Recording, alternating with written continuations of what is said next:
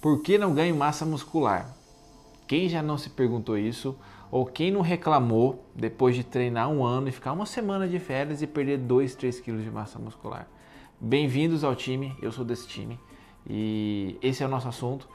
Esse é um assunto que eu vivo e que eu quero compartilhar com vocês. Algumas estratégias simples que a gente pode fazer para tentar minimizar a perda de massa, para tentar aumentar o ganho de massa muscular.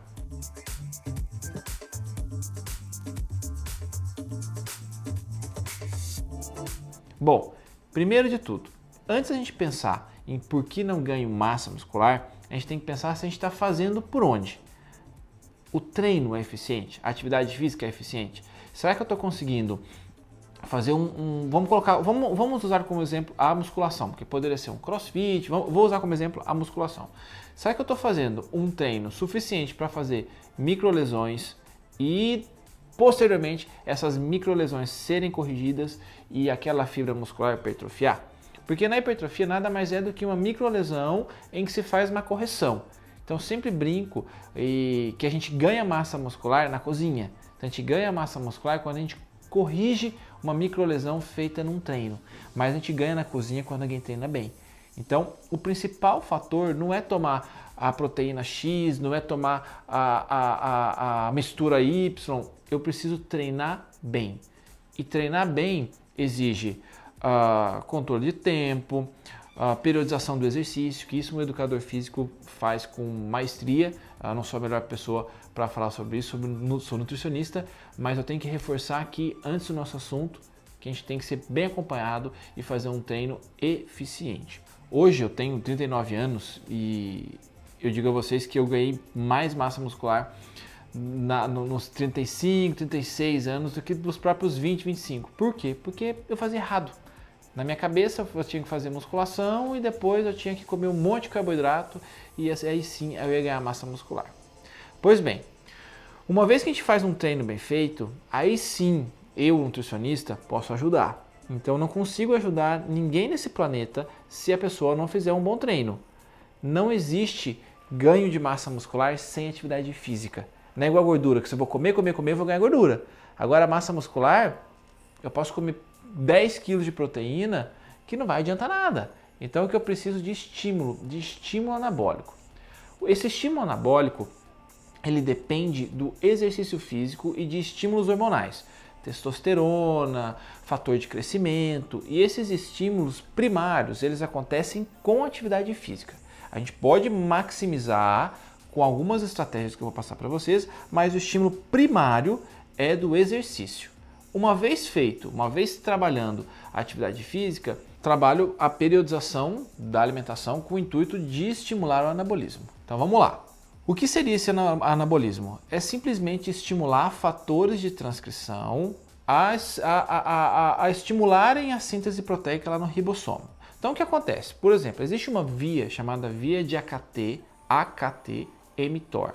Essa via de AKT-mTOR é uma via anabólica. E o grande objetivo que nós temos no exercício, nas estratégias, é estimular essa via de mTOR para sintetizar proteína lá no ribossomo. Só que muitas vezes, quem tem alguns polimorfismos genéticos, ou seja, são alterações genéticas, como polimorfismo do TCF7L2, polimorfismo da IL6, polimorfismo do PPR-delta, esses polimorfismos podem fazer com que a pessoa tenha uma dificuldade de finalizar essa via de AKT-mTOR.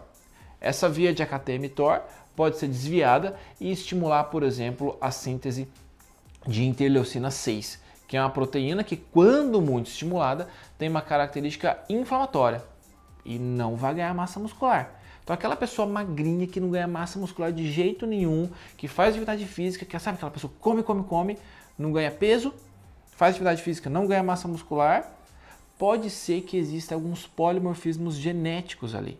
Pode ser que ela tenha alguma alteração que faça com que essa via anabólica seja prejudicada. Quem tem diabetes tipo 2, doenças autoimunes que tem uma característica inflamatória, como por exemplo as artrites, tem uma dificuldade maior de ganho de massa muscular por ter um fator inflamatório basal sempre estimulado. Então a pessoa vai lá, faz exercício físico com o intuito de aumentar essa via de AKT-mTOR, só que essa via, ao invés de finalizar, essa via é desviada E aí esse indivíduo acaba não ganhando massa muscular e perdendo massa muscular. E falando em perder massa muscular, a coisa mais comum é a falta de sono. Não existe nada mais catabólico, ou seja, catabólico é quando se usa muito massa muscular para fins energéticos, quer ficar sem sono. Então a falta de sono é hipercatabólica. Então a segunda dica que eu dou para vocês, além de um treino eficiente, é dormir. Quer ganhar massa muscular? Dorme direito. Não existe ganho de massa muscular eficiente sem um sono reparador. É durante esse período que são modulados os hormônios, é durante esse período que modula um gene chamado clock circadian, clock bimol, proteínas chamadas proteínas PIR, que são proteínas que controlam toda a nossa capacidade e a nossa velocidade anabólica, vamos colocar assim. E quando a gente faz uma atividade física, muita gente pergunta, estou fazendo um treino para ganhar massa muscular, eu tenho que fazer um pós-treino imediatamente após o exercício físico? Eu digo para vocês que não. Por muito tempo a gente imaginou que eu estava lá na academia, terminei de fazer, eu tenho que tomar meu shake. Eu não preciso fazer isso naquela hora. Eu tenho 24 horas para fornecer proteína, gordura, carboidrato, os nutrientes que a gente precisa fornecer, e não precisa ser imediatamente após o exercício físico. Precisa acontecer durante o dia, tá? E as pessoas falam, existe uma dieta específica para hipertrofia? Não, não é uma dieta específica para hipertrofia. Toda pessoa que eu atendo, toda pessoa que eu acompanho, eu estimulo a hipertrofia. Faz parte das estratégias nutricionais estimular a hipertrofia. Então a gente sempre leva isso como consideração. Então não é uma dieta para hipertrofia, são estratégias focadas.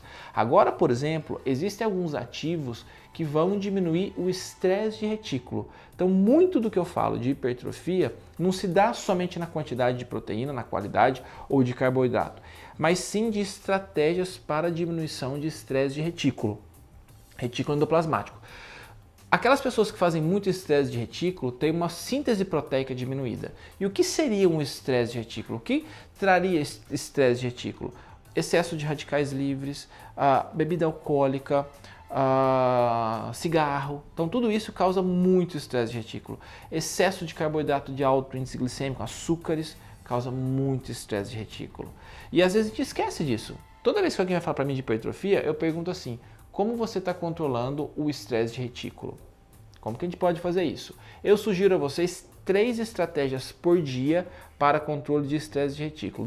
Duas delas, chás antioxidantes para diminuir o estresse de retículo e fazer com que essa proteína seja sintetizada de uma forma mais eficiente lá no ribossomo. Como seria a terceira estratégia? Eu gosto de usar, por exemplo, ômega 3. Ômega 3 concentrado em DHA, pelo menos 1 grama de DHA.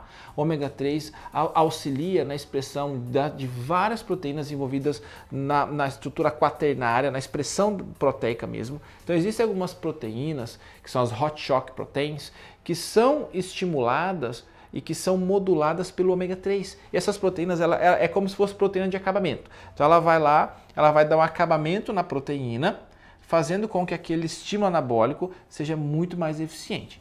Essas proteínas são eficientemente estimuladas por ômega 3, mas eu tenho que ter pelo menos 1 grama de DHA.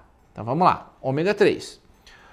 Outra coisa que eu uso bastante é o extrato da cereja preta, o extrato da cereja amarga, que é uma cereja extremamente rica em antocianinas. A gente precisa usar um extrato super concentrado em antocianinas, tá? Para quem é profissional e está me assistindo, a gente pode fazer isso via farmácia magistral. Então a gente vai procurar quais são os extratos mais ricos em antocianinas, porque já é sabido que as antocianinas diminuem muito estresse de retículo. E a cereja negra tem muita antocianina, muita pró-antocianidina oligomérica, que vai ajudar, por exemplo, a diminuição de estresse de retículo, tá? Ômega 3, cereja negra, que mais eu posso usar? Eu posso fazer uma boa distribuição proteica também, então não é fazer uma dieta de proteína. Eu coloco pelo menos 3 a 4 estratégias proteicas dentro da refeição. Café da manhã, almoço, lanche da tarde e jantar. Café da manhã, eu trabalho muito facilmente ovos, por exemplo. Eu faço preparações, faço shakes com proteína vegetal, com whey, e aí cabe a cada um o que se sente melhor. Tem gente que tem um pouco de distensão com whey, que se sente melhor com proteína vegetal. Usa proteína vegetal. Tem gente que não tem problema nenhum com whey, tem uma excelente aceitação, usa whey. Então a gente pode fazer um shake de whey com frutas vermelhas, farelo de aveia, no café da manhã. Eu posso usar um iogurte, eu quero concentrar proteína no iogurte. Hoje a gente tem muito iogurte proteico. Tem iogurte no mercado com 10, 15, 18 gramas de proteína por porção. Mas se eu quiser usar um iogurte natural, eu posso pegar meio scoop de proteína de arroz, meio scoop de proteína de ervilha, meio scoop de whey e colocar ali naquele iogurte e fazer com que aquela mistura seja mais proteica. Posso colocar isso no café da manhã. No almoço, para quem come fontes animais, qualquer fonte animal, frango, peixe, carne, tá valendo. Para quem não come fonte animal, misturas como amaranto, quinoa, trigo sarraceno, oleaginosas, vai trazer um perfil de aminoácido de excelência. À tarde a gente pode fazer um shake de novo, a gente pode fazer receitas, eu gosto muito de fazer quiche, vocês vão ver aqui no canal que tem muita receita, tem receita de quiche, tem receita de pão, eu gosto de fazer pães proteicos, quiches proteicas, preparações com teor de proteína equilibrados, vamos colocar assim, não é uma quantidade muito grande, não é uma quantidade absurda de proteína, porque uma coisa que eu vejo muitas pessoas errando é usando proteína demais e fazendo um grande desequilíbrio de bioma. Estimula demais proteobactéria e depois começa a ter muitos gases, aqueles gases muito fétidos, gases com cheiro de enxofre, que é bem característico de um desequilíbrio de bioma e de um aumento das proteobactérias. Então, vale muito mais distribuir a proteína ao longo do dia a fazer refeições muito concentradas em proteína. O desequilíbrio de bactérias pode trazer sintomas muito ruins, e é o que eu mais tenho visto nas pessoas que exageram na proteína. Muita gente me pergunta, Luciano, eu faço dieta cetogênica, eu vou ganhar massa muscular fazendo dieta cetogênica. Se as estratégias cetogênicas forem feitas adequadamente, tem um vídeo meu só de dieta cetogênica, vai lá e assista, que vocês vão entender mais a fundamentação. Mas eu trabalho, por exemplo, a dieta cetogênica, que é a dieta do Mediterrâneo sem tubérculo, que tem uma boa distribuição de proteína, uma boa distribuição de gordura. Então é possível sim o ganho de massa muscular, muito possível, eu faço isso, fazendo estratégias cetogênicas. É só a gente cuidar de uma forma para não faltar gorduras boas. E aí eu falo para vocês, as gorduras que eu mais uso são TCM e o ácido graxo de 8 carbonos, que na verdade é uma mistura que tem 100% C8, que é um óleo extraído do coco, só que essa separação é para que se tenha somente C8. E tem também o blend de TCM, que tem C8, C10, C12, que também é bastante eficiente, que a gente pode usar para compor gordura. Então o TCM não vai ajudar a ganhar massa muscular, mas vai ajudar a compor gordura no plano alimentar para que essa gordura seja usada para fornecimento energético e a nossa massa muscular não seja catabolizada. Então o intuito da cetogênica a gente faz cetogênica para entrar em cetoadaptação, ou seja, aprender a usar gordura. A partir daí, o nosso cérebro, o nosso corpo começa a usar gordura de uma forma mais eficiente e a gente passa a usar menos proteína para atividades catabólicas, vamos colocar assim. Outra coisa que eu chamo a atenção para vocês quando se pensa em hipertrofia é como eu estou trabalhando as minhas estratégias antioxidantes. Eu falei para vocês de estratégias de diminuição de retículo, mas eu também preciso aumentar enzimas antioxidantes, como catalase, superoxidase, porque eu preciso fazer uma boa detoxificação hepática. E essas características antioxidantes a gente consegue com muita eficiência usando cúrcuma concentrada, usando gengibre mais concentrado, usando canela mais concentrada. E onde eu posso usar isso? Em shots, em chás, em várias estratégias espalhadas ao longo do dia. Muita gente me pergunta, você usa, além de usar proteína vegetal, você usa mais algum módulo? Eu gosto muito de usar creatina. Duas coisas que eu uso bastante, creatina e glutamina. Glutamina é para modulação de células intestinais, 3, 4, 5 gramas de glutamina para modular as células intestinais E essa modulação das células significa nutrição do enterócito. O intestino ele tem que estar muito íntegro para que a gente consiga fazer os estímulos dos fatores transcricionais, dos polimorfismos. Eu tenho que silenciar. A pergunta que eu fiz no início é: por que não ganha massa muscular? E muita gente não ganha porque não consegue silenciar polimorfismos envolvidos com catabolismo, como por exemplo o TCF7L2 que eu falei para vocês. Mas o que a gente vai fazer é estimular aqueles genes envolvidos com o ganho de massa muscular. E a glutamina vai nutrir o enterócito, deixar aquele enterócito mais íntegro para que a nossa função de estímulo hormonal seja mais eficiente. A creatina eu uso na maioria dos meus clientes. Às vezes as pessoas perguntam, mas isso não pode trazer lesão renal? 3, 4, 5 gramas de creatina? Não, são quantidades pequenas. Eu uso creatina para estímulo de célula satélite. O que é estímulo de célula satélite? Sempre a célula que está, a nossa célula sempre faz o que a outra do lado faz. Então, quando a gente começa a estimular células satélites, existe um estímulo anabólico. Então, a creatina ela é bastante eficiente no estímulo de células satélites. Essas células satélites que eu estou dizendo para vocês, elas fazem parte também do estímulo anabólico. Então, vamos lá.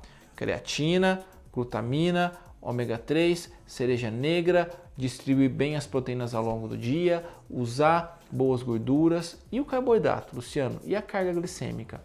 Em qualquer situação, nós trabalhamos um bom controle de carga glicêmica. Eu faço estratégias em que a carga glicêmica é sempre baixa a moderada. E muita gente me pergunta, mas você faz você usa carboidratos de alto índice glicêmico no pós-treino? Não uso carboidratos de alto índice glicêmico no pós-treino, porque eu não sei quem é esse indivíduo. Então, se esse indivíduo tiver tendências muito inflamatórias e eu jogar um carboidrato de índice glicêmico muito alto no pós-treino, eu posso estimular uma via inflamatória e prejudicar muito mais que ajudar. Então, eu prefiro fazer um pós-treino que eu tenha uma boa distribuição de carboidrato, de proteína, de gordura e que esses carboidratos tenham uma carga glicêmica moderada. O que tem carga glicêmica moderada? Abóbora, inhame, batata doce, todos eles têm uma carga glicêmica moderada, tá? Eu posso usar arroz branco, não tem problema nenhum. Como a gente está falando de carga glicêmica, é só trabalhar a quantidade, porque a carga é o índice pela quantidade. Então, se eu for usar arroz, eu não vou usar 3 escumadeiras. Eu posso usar 2 colheres, 3 colheres, 4 colheres, depende. A gente vai calcular isso. Sopa, por exemplo, tá? O que importa é a gente controlar a carga glicêmica. Fazendo isso, não tem como não ter um benefício de estímulo anabólico. Claro, o anabolismo é muito individual. Eu nunca vou ser um fisiculturista gigante porque eu não tenho uma capacidade anabólica para isso. Então eu já fiz meu teste genético, eu tenho todos os polimorfismos que dificultam o ganho de massa muscular. E além disso, eu tenho outros polimorfismos que me fazem ter uma resposta inflamatória muito exacerbada. Então eu fui uma pessoa preparada para não ganhar massa muscular. E mesmo assim, eu já pesei 70 quilos. Hoje meu peso é 80, 81, 82, eu vou variando. Eu consegui incrementar 12 quilos de massa muscular com estratégias, essas estratégias que eu falei para vocês, e um treino bastante eficiente. Daí por diante, pode ser que não seja mais saudável para mim. Então, o que acontece? Existe um limite. Até massa muscular, a gente tem um limite. Então, o nosso corpo ele tem que atender uma demanda. E essa demanda mitocondrial, toda essa demanda que a gente vai criando, ela tem limite. Então, se eu começar a ter uma quantidade de massa muscular para que meu corpo não foi preparado, eu posso ter muito estímulo inflamatório. Então, existe limite. Por isso que muita gente, quando erra a mão, começa a usar anabolizantes e ganha massa muscular além da conta, começa a ter colite, começa a ter lesões intestinais, várias complicações de origem inflamatória, simplesmente porque erraram a mão aí no estímulo, tá? Então, o nosso corpo, ele dá o limite. Então, você ganha 2, 3, 4, 5, 10 quilos, parou ali, tá bem? Tá ótimo. Sem esse desespero de ter que ganhar massa muscular demais, de ficar usando artifícios que não vão fazer bem, que tem conversão hepática, que vão lesar um fígado, que vão lesar um rim, que vão fazer um desequilíbrio do nosso bioma e trazer muita inflamação. Não vale a pena. A conta chega e chega bem alta, tá? Vocês viram que não tem segredo nenhum. É simples, é o que a gente faz na nossa casa, é comida de verdade e treino. As pessoas falam para mim, o que eu preciso, Luciano? Treina direito e come comida de verdade, que você vai ter resultado, tá bom? Beijo grande para todo mundo, espero ter ajudado. Até o próximo programa, depois eu volto mais com esse assunto, que esse assunto é infinito. Hashtag tamo junto sempre.